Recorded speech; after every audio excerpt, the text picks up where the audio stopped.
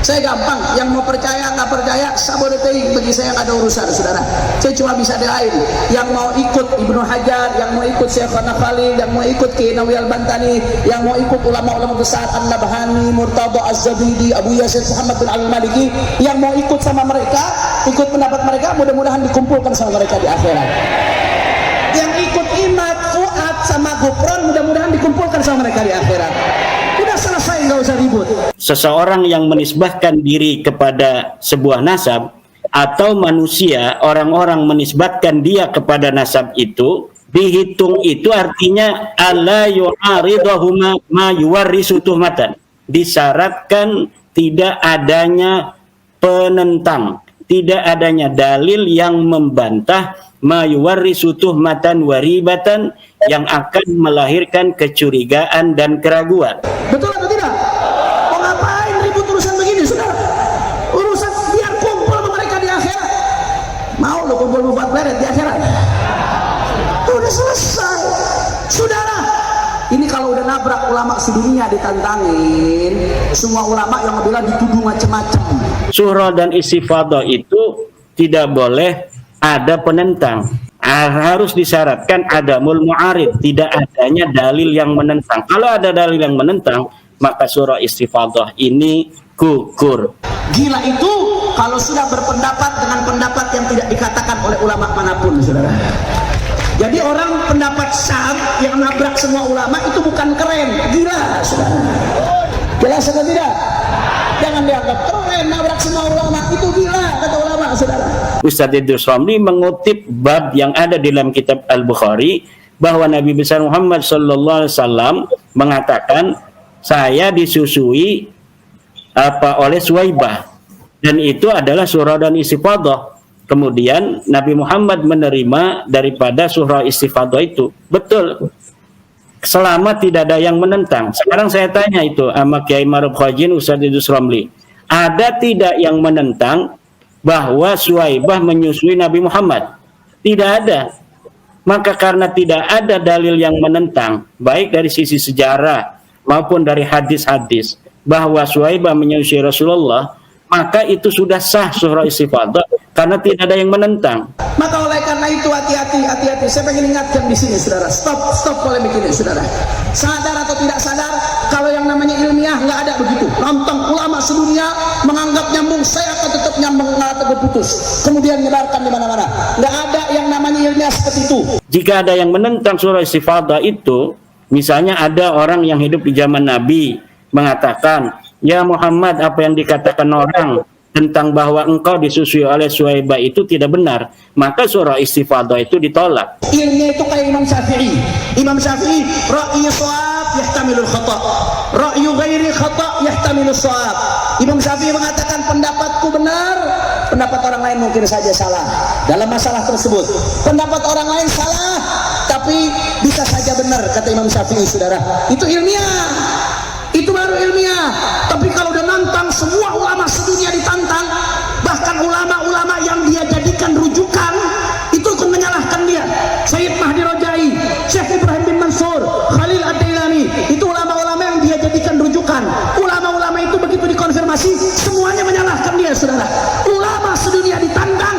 Ini namanya bukan ilmiah, ini namanya kebencian, ini namanya hasud, ini namanya mau mecah belah umat. Nah, maka ini syarat surah istifadah yang banyak ini dilupakan oleh orang yang membela nasab Alawi tersebut. Sadar atau tidak sadar, ini ingin mecah belah umat.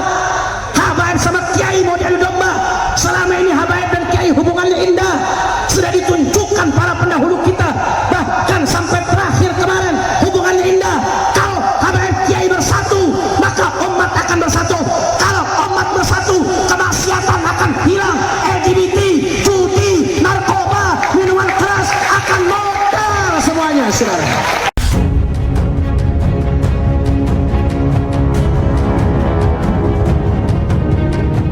Ya, Pak Dr. Sugeng, ya. Saya melihat ya yang dari Dr. Zen Wafi itu ya, Zen Wafi apa Zen Nafi itu? Zen Hafi. Zen Hafi ya. Ya, itu ya. menerangkan daripada DNA itu selaras dengan Dr. Sugeng. Artinya sebenarnya ketika dalam diskusi Rabita Alawiyah itu memanggil dari kaum Ba'alawi yang ahli dalam DNA, itu sebenarnya apa yang disampaikan semuanya sudah disampaikan oleh Dr. Sugeng Sugiharto. Bagaimana tentang Y-DNA, bagaimana tentang mitokondria, bagaimana tentang DNA zigzag itu yang tidak bisa untuk menelusuri nasab yang jauh. Kemudian bagaimana mitokondria yang bisa menelusuri ibu yang sampai Siti Hawa. Bagaimana Y-DNA yang bisa menelusuri sampai DNA Nabi Adam. Saya kira apa yang telah disampaikan oleh Dr. Zain Hafi itu, ya itu sesuai dengan keilmuannya dan dia memegang amanah ilmiah. Walaupun beberapa tekanan itu saya nilai ada gitu untuk sedikit menghibur Ba'alawi, yaitu ketika menerangkan yang hanya 11 generasi ke atas bisa ditelusuri itu DNA apa itu ya, Pak Dok? Itu dari autosomal itu. Dari autosomal itu, dari autosomal. Kalau kita melihat dari pemaparan Dr.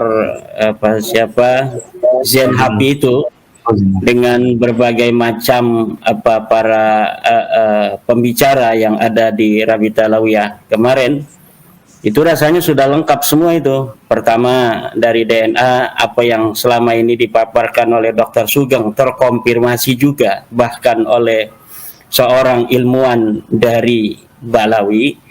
Yang kedua dari pemaparan secara metodologi ilmu nasab yang disampaikan oleh beberapa pembicara dari Ba'alawi itu seperti Ustadz Maimun Nafis, Ustadz Wafi, itu sudah dapat dibantah karena memang apa yang mereka pertahankan hanya dari surah istifadah, di mana surah istifadah itu para fuqaha sudah bersepakat bahwa apabila sebuah surah istifadah itu bertentangan dengan sesuatu dalil yang kuat, maka surah istifadah itu gugur. Kemudian dari manuskrip kitab sezaman atau yang mendekatinya itu yang disampaikan oleh Rumail Abbas itu sudah dapat kita teliti bahwa itu adalah naskah yang palsu. Saya kira ini sudah lengkap Mas Rifki bahwa memang Ba'alawi pengakuan mereka sebagai keturunan Nabi ini tidak terkonfirmasi dan secara ilmu nasab adalah nasabun batilun mardudun maudhu'un itu. Ya. Terima kasih. Gaimat. Saya mau menanyakan ini, itu kan Ustadz Idrus Ramli menyatakan bahwa kesaksian nasab cukup dengan istifadah, sama dengan susuan. Nah, itu bagaimana Gaimat menanggapi statement tersebut, Gaimat? Ya, sebenarnya bukan hanya Ustadz Idrus Ramli. Tadi saya dikirimkan oleh seorang teman tentang tulisan Kiai Ma'ruf Khazin ya. Kiai Ma'ruf Khazin yang juga menulis hal yang sama dengan Ustadz Idrus Ramli. Kiai Ma'ruf Khazin ini adalah Ketua Komisi Fatwa MUI di Jawa Timur. Beliau juga sama dengan saya di Lembaga Bahsul Masail PBNU ya. Kita pernah beberapa kali bertemu dalam forum LBM PBNU. Yang disampaikan dari tulisan Kiai Ma'ruf Khazin, beliau ini mengatakan bahwa saya tidak akan mengkhianat ilmu pengetahuan saya yang didapatkan, bahwa surah istifadah itu adalah salah satu tools di dalam penetapan nasab ya, dengan mengutip apa yang ada di dalam kitab Bukhari. Ditulis oleh Kiai Ma'ruf Khazin, babu syahadati 'alal ansabi war radha'il mustafidi wal mauti al qadimi wa qala an-nabi sallallahu alaihi wasallam arda'atni wa aba salamata suwaibatu wa tasabbuti fihi. Ini katanya ada di dalam kitab Imam Bukhari. Lalu Kiai Ma'ruf Khazin juga mencatat bahwa Ibnu Hajar Al-Asqalani mensarahi bab ini dengan hadhihi tarjamatu ma'qudatun li syahadatil istifadati wa dzakara minha an-nasaba war radha'ata wal maut al-qadima fa amma an-nasabu fa yustafadu min ahaditsir radha'ah wa innahu min lazimihi wa qad nuqila fihi al-ijma'. Kata Kiai Ma'ruf Khazin, dari sini bahwa ada ijma tentang bolehnya penetapan nasab dengan suhra wal istifadah. Nah, saya setuju itu bahwa ada sebuah kesepakatan ulama bahwa penetapan nasab boleh. Ini lafadznya jaza ya. Jaza itu boleh untuk menetapkan nasab dengan adanya surah istifadah. Kalau kita sudah mengenal Gibran itu anaknya Pak Jokowi, sudah suhra dan istifadah, dari media kita mendengar, maka boleh kita ketika ditanya orang bersaksi siapa ayahnya Gibran, maka kita jawab ayahnya Gibran adalah Pak Jokowi. Apa alasan Anda mengatakan Gibran itu anak Pak Jokowi? Suhra wal istifadah. Saya mendengar dari televisi, saya mendengar dari YouTube, saya membaca koran, saya mendengar dari orang mengatakan hal yang sama. Bahwa yang namanya Pak Gibran itu adalah anak daripada Pak Jokowi. Kiai Ma'ruf Khazin juga ini mengatakan dengan mengutip kitab Al-Majmu' karangan Imam An-Nawawi. Kata Kiai Ma'ruf Khazin, wa in kanatish syahadatu ala ma la yu'lamu illa bil khabari wa huwa salasah an-nasabu wal milku wal mautu jaza ay yashhada fihi bil istifadati wa in istafada bin nasi anna fulanan ibnu fulanin aw anna fulan hashimiyun aw umawiyun jaza ay yashhada bihi. Al-Majmu' halaman 252 juz 20. Itu tulisan daripada Kiai Ma'ruf Khazin. Ya, betul sekali itu. Dari apa yang disampaikan atau yang dikutip oleh Kiai Ma'ruf Khazin sampai di situ betul. Tetapi ada syarat istifadah yang tidak disampaikan oleh Kiai Ma'ruf Khazin. Saya sudah mencatat ini dari pengarang yang sama, Imam Nawawi, pengarang Al-Majmu', di dalam kitabnya yang lain namanya kitab Raudatul Talibin.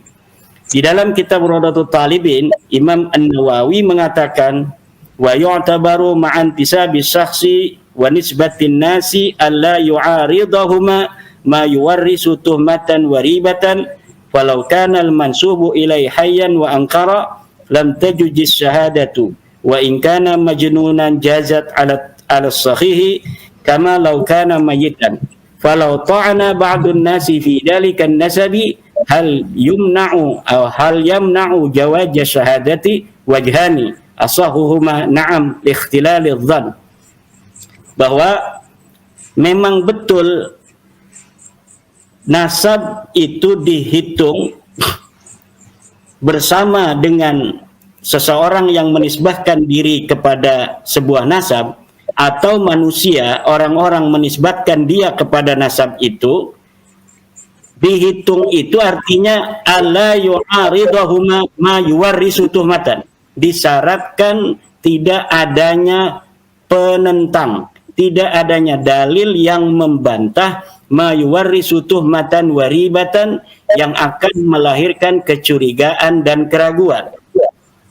Falau kanal mansubu ilai hayyan, kalau yang dinisbatkan itu masih hidup, misalnya seseorang disebut oleh orang-orang sekampung dia Samlawi bin Samsul. Samsulnya menolak, saya bukan anak Samlawi. Ini walaupun sudah suhra wal istifadah, maka ini orang lain sudah tidak boleh lagi bersaksi karena sudah ada pengingkaran daripada Mang Samsul yang mengatakan Samlawi ini bukanlah anak daripada Mang Samsul. Nah, ini yang tidak diungkapkan oleh Kiai Ma'ruf Khazin. Jadi betul apa yang dikatakan oleh Kiai Ma'ruf Khazin bahwa nasab ini sudah diijma' oleh ulama, boleh, hanya boleh saja, boleh untuk ditetapkan dengan suhra wal istifadah, tetapi Kiai Ma'ruf Khazin tidak menyampaikan syarat surah istifadah, yaitu yang tidak boleh bertentangan dengan dalil, yang tidak boleh bertentangan dengan kenyataan. Ini yang mestinya kalaulah Kiai Ma'ruf Khazin mengatakan bahwa saya tidak akan mengkhianati ilmu saya, maka seharusnya Kiai Ma'ruf Khazin itu juga membaca kitab yang menerangkan tentang syarat istifadah itu, baik di dalam kitab fikih semacam Raudatul Talibin karangan Imam An-Nawawi yang saya bacakan tadi, maupun di dalam kitab ilmu nasab seperti milik Khalil Ibrahim, kemudian milik daripada Sayyid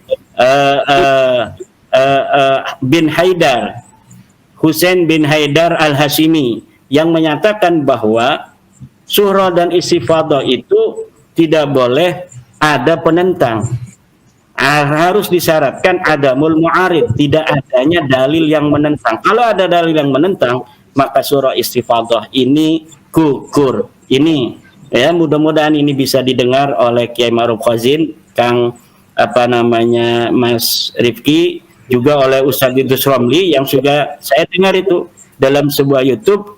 Ustadz Idrus Romli mengutip bab yang ada di dalam kitab Al-Bukhari bahwa Nabi besar Muhammad SAW mengatakan, saya disusui oleh Suwaibah, dan itu adalah surah dan istifadah. Kemudian Nabi Muhammad menerima daripada surah istifadah itu. Betul, selama tidak ada yang menentang. Sekarang saya tanya itu sama Kiai Ma'ruf Khazin, Ustadz Idrus Romli, ada tidak yang menentang bahwa Suwaibah menyusui Nabi Muhammad? Tidak ada. Maka karena tidak ada dalil yang menentang, baik dari sisi sejarah maupun dari hadis-hadis, bahwa Suwaibah menyusui Rasulullah, maka itu sudah sah surah istifadah karena tidak ada yang menentang. Jika ada yang menentang surah istifadah itu, misalnya ada orang yang hidup di zaman Nabi mengatakan, ya Muhammad, apa yang dikatakan orang tentang bahwa engkau disusui oleh Suwaibah itu tidak benar, maka surah istifadah itu ditolak. Nah, maka ini syarat surah istifadah yang banyak ini dilupakan oleh orang yang membela nasab Alawi tersebut. Begitu Mas Rifki. Ya baik. Ya, itu jelas sekali bahwa surah batal karena adanya pengingkaran, begitu ya. Pengingkaran. Ya. Ya, ini saya sepertinya butuh cerita dari Kiai Mat ini. Itu kan ada ceramah dari Pak Qurtubi Lebak itu ya. Beliau mengatakan bahwa Kiai Imat itu bahas nasab karena sakit hati nyalon bupati gak didukung. Itu ceritanya itu gimana ya? Iya. Sakit hati itu apa namanya? Ya, sakit hati itu orang-orang yang lemah ya yang sakit hati itu. Kalau mengenai calon-mencalon itu Mas Rifki, keluarga saya ini ya selain dari keluarga pesantren santri juga keluarga banyak politisi. Dari zaman dulu ya itu sudah masuk parlemen kan, sampai di DKI itu ketua partai NU itu ketuanya orang Kresek, keluarga saya. Tahun 70-an, 60-an itu. Kemudian paman saya dulu waktu saya kecil itu ketua P3 di kecamatan. Paman satunya itu jadi ketua PDI. Ya, jadi ini ya ketua P3, ini ketua PDI, satu keluarga beda-beda partai. Hanya Golkar saja yang tidak, itu karena orang kecamatan yang jadi ketua partai Golkar itu waktu itu. Ya. Jadi kalau calon mencalon itu sudah biasa. Bahkan tahun ini nih 2024 ini Mas Rifki, keluarga saya Bani Usman itu 12 orang mencalonkan diri jadi caleg. 8 orangnya itu terpilih. 8 orang terpilih dengan partai yang berbeda-beda. Jadi hal-hal calon mencalon kemudian jadi tidak jadi itu sudah biasa. Mengenai benar saya dulu pernah mencalonkan ya tahun 2017 kalau tidak salah, memang waktu itu tidak ada calon yang berani melawan petahana. Ya, petahana nggak ada yang berani, maka saya menampilkan diri untuk memberikan jawaban kepada masyarakat bahwa harus ada orang yang berani untuk demokrasi ini semakin sehat. Akhirnya saya mencalonkan diri, sudah daftar ke partai PKB gitu, partai P3, partai Demokrat gitu. Biasa kita sebagai santri yang juga memahami ilmu politik ya, karena saya juga pernah kuliah ilmu politik.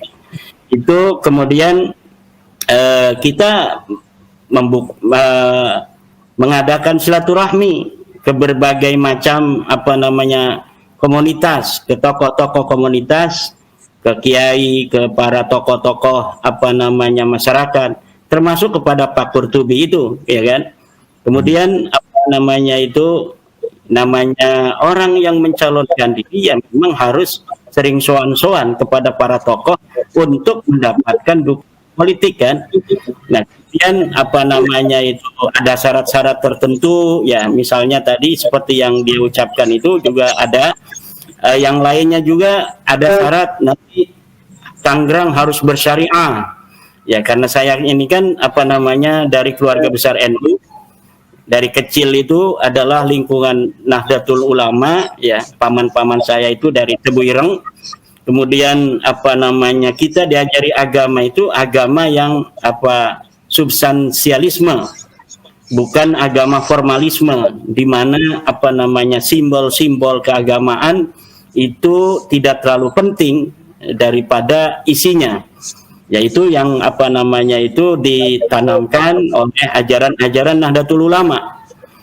Ini tahun 1936 di Kresek itu sudah ada majelis wakil cabang. Kiai Muhammad Amin, bapaknya Kiai Ma'ruf Amin itu datang dari Mekah tahun 1936 itu langsung menyusun kepengurusan tingkat kecamatan MWCNU. Saya pun kan tahun 2006 itu ketua majelis wakil cabang NU di kecamatan Kresek gitu. Ya. Akhirnya karena ada syarat-syarat tertentu harus bikin FPI di tingkat desa dan lain sebagainya. Ya, saya kan kader NU. Saya lebih menjadikan ajaran-ajaran Nahdlatul Ulama inilah yang harus menyebar di tengah-tengah masyarakat.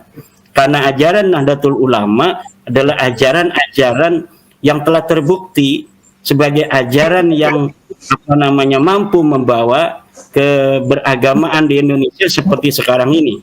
Mulai dari zaman Wali Songo, ajaran-ajaran rahmatan lil alamin, ajaran-ajaran yang penuh dengan toleransi, ajaran-ajaran yang penuh dengan akhlakul karimah diajarkan oleh para Wali Songo, kemudian kepada para kiai sampai kita hari ini.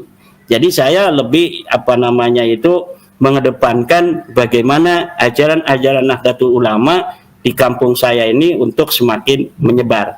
Ya, itu sebenarnya begitu. Ini sebenarnya pengalian isu saja, Mas Rifki ini. Sebenarnya itu bom nuklirnya itu belum berani dikirimkan. Katanya itu beliau sudah mengarang bom nuklir tuh. Bom nuklirnya sudah jadi dibakarkan itu di pondoknya, tapi belum berani dikirimkan ke saya. Nah, atau kalau misalnya harus bayar ya kita bayarlah. Kalau misalnya kitabnya di COD ke sini kita bayarin gitu kan. Dulu ada seorang kiai dari Sukabumi yang membuat bantahan terhadap tesis saya, kemudian diantarkan ke pondok saya. Kemudian kitab itu berbahasa Arab oleh kiai dari Sukabumi, Syekh Abdullah Mukhtar. Dia orang asli sini, kemudian kakeknya pindah ke Sukabumi. Nah, kemudian kita balas dengan bahasa Arab pula. Dan beberapa orang yang membuat bantahan kepada saya juga saya balas gitu. Beliau juga kalau beliau mengantarkan atau misalnya mengirimkan melalui kurirnya bahwa ini ada bantahan ini yang membantah daripada tesis saya, ini jawaban-jawabannya. Nanti akan saya jawab dan saya akan kirimkan ke beliau gitu, Mas Rifki. Jadi nggak usah bikin narasi-narasi yang bermacam-macam Bikin aja kitabnya, kalau sudah ada ya tolong dikirimkan agar kita bisa untuk menganalisa dari sisi apa ilmu nahunya, ilmu sorofnya, atau dari sisi apa yang paling penting itu adalah apakah apa yang apa namanya dia tulis itu nanti akan bisa menjawab daripada apa-apa yang kita pertanyakan selama ini. Satu, tentang apakah ada dalil bahwa Ahmad bin Isa pernah hijrah ke Hadramaut? Apakah ada dalil yang mengatakan Ubaid sebagai anaknya Ahmad? Apakah ada dalil yang menyatakan bahwa Ubaid ini punya anak namanya Jadid gitu kan? Nah, itu saja yang paling penting. Adapun secara epistemologis nanti, misalnya tentang apa-apa yang telah diangkat oleh para pembela Ba'alawi di Rabita itu seperti Suhra dan Istifadah, itu bisa juga kita masuk di dalam perdebatan itu, karena itu perdebatan ilmiah yang epistemologis, yang jawaban-jawabannya sudah ada di apa namanya kitab-kitab fikih para ulama. Kita tinggal membaca, kemudian kita bisa menganalisa dan menghipotesa, kemudian mengambil kesimpulan. Begitu Mas Rifki. Ya Imad, saya mau menanyakan sedikit lagi. Nanti jawabannya singkat aja, enggak apa-apa. Berarti dulu ketika Kiai Imad itu bersilaturahmi ke Pak Qurtubi Lebah itu ada persyaratan untuk harus bikin FPI sampai tingkat desa, begitu? Atau salah kesimpulan saya? Saya terlalu lama kayak, jadi lupa secara detailnya. Yang saya ingat itu tentang Tangerang bersyariah, dan membuat FPI tingkat desa begitu. Betul, itu ada itu. Ada ya. Tapi Kiai Imad lebih memilih untuk nuansa kultural NU gitu ya. Ya, karena memang di sini nggak bakal laku kan, kalau daerah kita ini daerah yang sangat Nahdlatul Ulama sekali gitu. Ya. Ya Imad, satu lagi ya ini ini ada Alfian Tanjung itu juga bilang bahwa Kiai Imad ini bagian dari proksi. Nah ini terserah, ini proksi ini mau dimaknai bagaimana, ini monggo, gimana respon dari Kiai Imad? Saya tadi dikirim oleh teman juga, ada katanya Ustadz PKI, kan Ustadz Alfian Tanjung itu dikenalnya Ustadz PKI kan, ceramah di masjid, ceramah di mana saja yang dibicarakan adalah PKI, maka disebut oleh orang sebagai Ustadz PKI kan, Alfian Tanjung gitu. Ustadz Alfian Tanjung ini terlalu banyak memikirkan teori konspirasi. Jadi sehingga apa yang ada di dalam otaknya semuanya konspirasi. Jadi saya kira apa yang beliau sampaikan itu seperti ini, ada proxy kan, proxy war lah.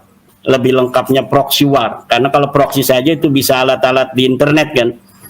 Jadi proxy war itu adalah perang proxy, yang perang dua negara tapi tidak mau langsung untuk berhadapan, kemudian mengambil tangan orang dari pihak ketiga untuk ada di tengah-tengah itu. Jadi sehingga peperangan itu bukan langsung dua negara itu. Nah itu teori-teori semacam itu ya, teori-teori yang sering dibahas oleh kaum fundamentalis, karena tidak bisa menjawab daripada kenyataan. Jadi kenyataan yang terjadi, yang dia pandang dengan mata kepalanya, kemudian karena dia tidak mampu untuk mencari jawaban secara spiritual, secara secara ilmiah dan lain sebagainya, akhirnya mereka membuat kambing hitam dalam benaknya. Maka kambing hitam inilah yang namanya teori konspirasi yang mereka pahami, sehingga apa yang mereka perjuangkan adalah angan-angan belaka. Kenapa? Karena bisa jadi orang-orang yang semacam mereka ini yang sangat formalistis di dalam perjuangan ingin menegakkan syariat Islam, sebenarnya mereka inilah orang-orang yang dimanfaatkan oleh orang-orang lain untuk menjadikan sebuah keamanan negara itu menjadi tidak stabil dan lain sebagainya. orang-orang yang sumbu pendek, orang-orang yang gampang untuk dimanfaatkan, langsung digosok-gosok sedikit, langsung berteriak dan lain sebagainya. Ini adalah tidak bisa untuk alamatkan kepada kaum-kaum tradisional seperti Nahdlatul Ulama dan pondok pesantren, tetapi kepada mereka ini. Jadi teori konspirasi itu sebenarnya ketika Ustadz Alfian Tanjung bicara tentang proxy war, sebenarnya mereka inilah orang yang sedang diproxy wari oleh kekuatan-kekuatan lain gitu, untuk menjadikan negara misalnya tidak stabil dan lain sebagainya. Kemudian tentang dia bertanya, ini siapa bapaknya kan, siapa gurunya, siapa di mana mondoknya, itu kan apa hubungannya? Saya sudah sering katakan dan bahkan dalam tulisan, bapak saya Sarmana, kakek saya Haji Samun, buyut saya Usman. Jadi kok dalam ijazahnya ada nama Haji Samun? Ya karena saya sejak kecil ikut pada kakek saya, maka surah istifadah itu sampai guru pun menulis bahwa saya adalah anak Haji Samun. Itu dipertanyakan oleh Ustadz Alfian Tanjung. Seharusnya dia bertanya, mana dalil daripada Ahmad bin Isa mempunyai anak Ubaid? Mana dalilnya? Nanti saya sampaikan dalilnya. Kemudian saya tanya, sekarang mana dalil kamu yang menyatakan bahwa Ahmad bin Isa punya anak Ubaid? Kalau dia mengatakan mana dalilnya yang membatalkan bahwa Ubaid sebagai anak Ahmad, nanti saya bertanya, mana dalil daripada Ubaid sebagai anak Ahmad? Harusnya kan begitu ilmiah. Tapi ini tidak. Yang ditanyakan adalah hal-hal lain, di mana mondoknya. Kalau saya ngomong mondok-mondok, nanti saya disangka sombong dan lain sebagainya. Karena mondok saya banyak sekali itu, Mas Rifki. Guru-guru saya banyak sekali dalam setiap fund itu kan. Dan saya ini ketua Komisi Fatwa MUI Banten. Di Banten itu tidak sembarangan para ulama itu mengangkat seseorang untuk menduduki sebuah jabatan tertentu, apalagi sebagai ketua Komisi Fatwa di Majelis Ulama Indonesia yang membawa nama Syekh Nawawi Tanara. Banten ini kan membawa Syekh Nawawi Tanara, membawa Syekh Arsyad Tawil, membawa seorang Sultan Hasanuddin, membawa nama seorang Arya Wangsakara, membawa nama para pejuang Banten seperti Kiai Wasid, seperti Kiai Samun, seperti Kiai Asnawi Caringin dan lain sebagainya. Masa seorang ketua komisi fatwanya orang yang sama sekali tidak dikenal orang, itu tidak mengerti. Kalau mau bertanya tentang saya, Ustadz Alfian Tanjung bisa datang aja itu ke Kresek atau ke Tangerang gitu kan. Kebetulan bupatinya juga kenal dengan saya, dan beberapa kali kita kerja bareng untuk kebudayaan di Kabupaten Tangerang. Jadi kalau bertanya siapa gitu, seakan-akan saya muncul dari ruang hampa yang tiba-tiba membicarakan tentang nasab. Saya 2006 sudah jadi ketua Majelis Wakil Cabang Nahdlatul Ulama. Saya pengasuh pondok pesantren. Rumah saya tidak pindah-pindah, ada di Kampung Cempaka namanya. Orang semua kenal di sini. Lurahnya aja sepupu saya, ketua MUI-nya sepupu saya, bisa tanyakan juga itu. Lah ini Ustadz Alfian Tanjung ini saya kira harus banyak lagi belajar. Sebenarnya kan beliau ini sudah banyak belajar, kemarin di penjara beberapa waktu kan, harusnya itu banyak berenung sehingga nanti akan banyak ilmu-ilmu baru yang dapat untuk kemudian bermanfaat untuk masyarakat. Ya sebenarnya kan yang menjadi latar belakang daripada fatwa atau hasil bahsul masail NU di Boyolali atau Solo itu memang ketika itu adalah nasab yang dekat. Boleh apa tidak? Tetapi kalau kita sudah tes DNA kan nanti akan ketahuan haplogrupnya tuh. Kalau kita sudah mengetahui haplogrupnya, sedangkan ada penelitian para ahli yang mengatakan haplogrup tertentu adalah haplogrup Nabi Muhammad dan haplo lainnya itu bukan, maka kita bisa langsung untuk mengatakan ini keturunan Nabi, ini kan bukan. Jadi bisa tetap sama saja nanti ujung-ujungnya. Nah sekarang ini kalau misalnya kita ingin bermain di dalam halal haram yang ijtihadi demikian, itu tidak akan selesai sebenarnya. Kalau menurut saya Berani saja dulu tes DNA. Coba nanti hasilnya bagaimana? Serahkan kepada para ahli. Nanti para ahli yang akan memutuskan. Jangan belum apa-apa mengatakan haram, sementara mereka memaksa orang untuk mengaku mereka turun nabi, memaksa orang untuk mengakui mereka turun nabi. Ini seharusnya kalau mereka tidak mau tes DNA, ya mereka menghentikan pengakuan mereka sebagai cucu nabi tersebut kan. Itu konsekuensinya loh. Di mana sih ada di dalam dunia ini keturunan nabi yang seperti mereka, begitu kekeh ingin diakui sebagai turun nabi. Kalau keturunan nabi asli itu biasa-biasa saja, ada orang tidak mengakui ya biasa aja.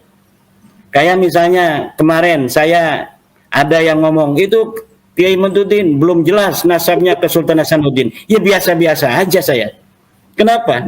Yang tahu nasab itu keluarga-keluarga, dan kita keturunan Sultan Hasanuddin itu saling kenal mengenal. Kalau ada orang lain yang tidak ada kaitan mempertanyakan, ya biarin aja. Toh kalau kita mau nyalon gubernur itu tidak ditanyakan dia turunan sultan. Kalau dia mau jadi kiai nggak ditanyakan turunan sultan atau bukan. Apa untungnya kita mengaku-ngaku keturunan sultan dan harus diakui sebagai turunan sultan. Yang mau mengakui silahkan, nggak mengakui pun nggak ada masalah. Mau semua tidak mengakui pun tidak ada masalah. Kan itu begitu kalau memang betul-betul dia meyakini apa yang ada di dalam dirinya itu nasab itu adalah benar. Tapi jika seperti mereka ini, orang akan semakin curiga. Ini ada apa kok kekeh banget ingin diakui kan? Ada apa ini sebenarnya? Kan begitu nanti.